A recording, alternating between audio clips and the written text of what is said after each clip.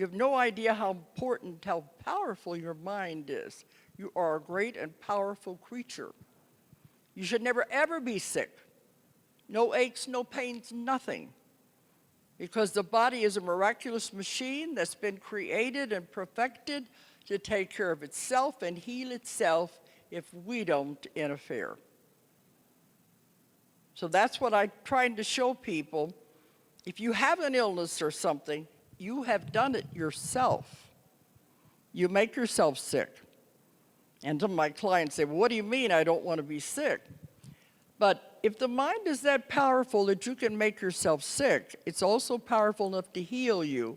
We find out, why did I do this to myself? And that's what I teach in my technique, is how to find this. And I've been perfecting this technique now for 45 years. And I'm teaching it